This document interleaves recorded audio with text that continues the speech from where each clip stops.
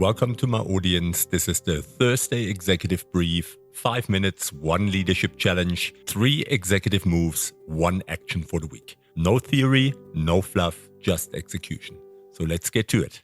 Welcome back on the Executive 5. Today, if every crisis comes to you, you don't have resilience. Let's get right into it today. Here's a brutal test of your organization's resilience.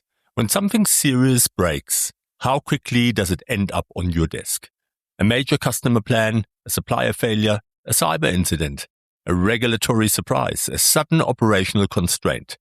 If capable people throughout the organization immediately stop, look upward, and wait for senior leadership to decide what happens next, you do not have resilience. You have dependency.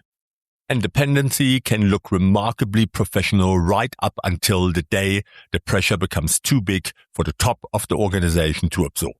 That is the part executives need to understand. A company is not resilient simply because leadership knows what to do. It becomes resilient when enough people across the system can think clearly and act intelligently before leadership has to arrive. So what's the challenge here? Most companies build resilience upward.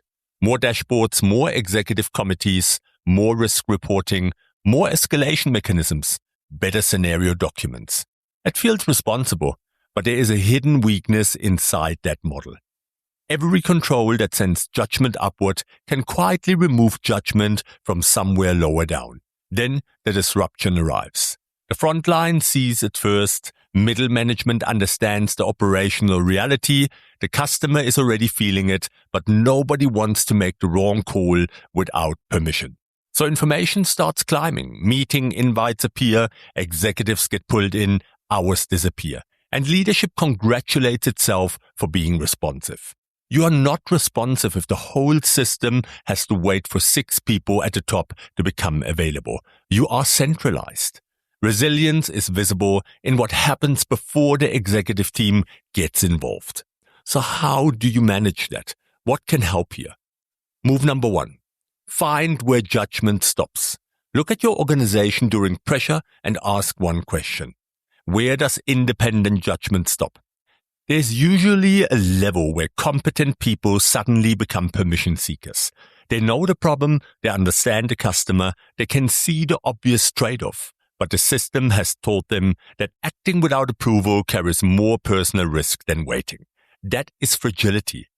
Do not only map escalation procedures, map decision freedom. What can your managers actually decide when conditions move faster than the hierarchy? That answer tells you more about resilience than your crisis manual ever will. Move number 2, give people boundaries, not scripts. Executives often respond by building increasingly detailed procedures. That works beautifully until reality produces something the procedure never anticipated. And reality has a habit of doing exactly that. People under pressure need boundaries. What cannot be compromised? What risk is acceptable? What financial exposure can they authorize? What customer promise must be protected? And when must they escalate? Give people the edges, then allow judgment inside them.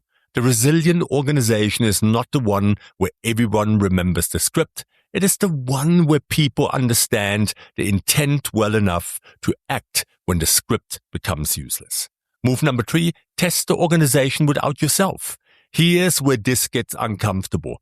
Run scenarios where senior leadership is deliberately unavailable. Do not let every simulation end with, and then the CEO decides. Remove yourself. A supplier disappears, a system fails, a key region suddenly becomes unavailable, a major customer threatens to walk. Now watch. Who steps forward? Who freezes? Where does authority become unclear? Which decisions keep traveling upward even though they should never have needed you? Those are not training problems. They are design problems. So this is how you do it. Let me give you your weekly challenge. Choose one recurring escalation that reaches your level. And then ask, why did this decision need me? If the answer is expertise, fine. If the answer is hierarchy, fix it. Give the appropriate level clearer boundaries, stronger information, and the authority to act. Then let the next one stop before it reaches you.